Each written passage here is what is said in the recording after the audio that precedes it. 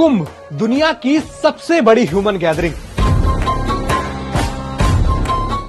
लेकिन ये कुंभ शब्द आया कहां से और इसकी शुरुआत कैसे हुई, जानेंगे दैनिक भास्कर की खास सीरीज कुंभ कथा के पहले एपिसोड में।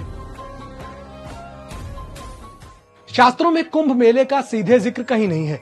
हालांकि ऋग्वेद में कुंभ और अथर्ववेद में पूर्ण कुंभ जरूर मिलता है, लेकिन इसका कनेक्शन किसी मेले या शाही स्नान से नहीं है। ऋग्वेद में कुंभ शब्द को कच्चे घड़े के तौर पर इस्तेमाल किया गया। वहीं अथर्ववेद में पूर्ण कुंभ का अर्थ समय का इष्ट काल है, जो जीवों को एक दुनिया से दूसरी दुनिया में ले जाता है। वहीं संगम और प्रयाग की बात करें तो संगम और प्रयाग का इशारा ऋग्वेद में है। साथ ही इसका पूरा उल्लेख महाभारत और पुराणों में मिलता है। जबकि प्राचीन ग्रंथ माघ महीने के स्नान का जिक्र तो करते हैं, लेकिन कहीं भी प्रयाग में कुंभ मेला होने की बात नहीं मिलती। हालांकि दंत कथाओं में कुंभ मेला और इसकी शुरुआत को लेकर कई कहानियां हैं, जिसमें सबसे प्रचलित है समुद्र मंथन की कथा। इसका जिक्र इतिहास के प्रोफेसर डॉक्टर डीपी दुबे ने अपनी किताब में किया है। इसके मुताबिक समुद्र मंथन से निकले अमृत कलश को लेकर देवताओं और राक्षसों में युद्ध हुआ था। असुरों ने देवताओं को हराया और अमृत अपने पास रख लिया। इसके बाद इंद्र के बेटे जयंत ने पक्षी का रूप लिया और राक्षसों से अमृत कलश चुरा लिया। फिर देवता अमृत कलश लेकर स्वर्ग की ओर बढ़े, लेकिन रास्ते में कलश में से कुछ बूंदें छलकी और पृथ्वी पर 4 जगहों हरिद्वार, प्रयाग, नासिक और उज्जैन पर गिरी।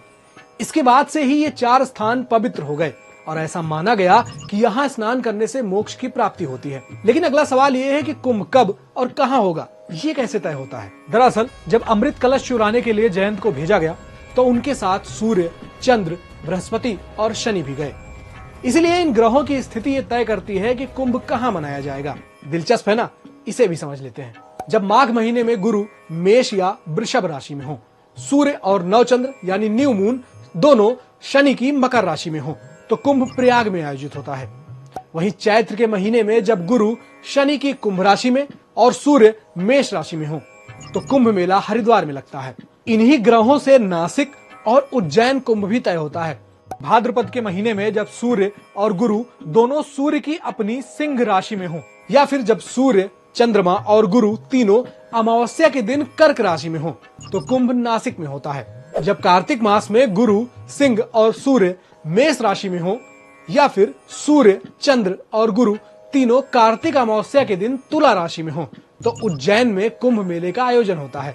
महाकुंभ 12 साल बाद ही क्यों होता है, इसके पीछे की कहानी भी दिलचस्प है। दरअसल जयंत को कलश चुराने और इसे स्वर्ग तक पहुंचाने में 12 दिन लगे थे। माना जाता है कि देवों का एक दिन इंसानों के 1 साल के बराबर होता है, इसीलिए महाकुंभ 12 साल में एक बार आता है। कुंभ पर्व की शुरुआत का जिक्र किसी प्राचीन ग्रंथ में तो नहीं मिलता। अब कुंभ कथा सीरीज के अगले एपिसोड में जानेंगे रिकॉर्डेड हिस्ट्री में कहां कहां मिलता है कुंभ और इसका जिक्र। अलग अलग साम्राज्यों के दौरान इसका क्या महत्व रहा। जुड़े रहिए दैनिक भास्कर ऐप पर।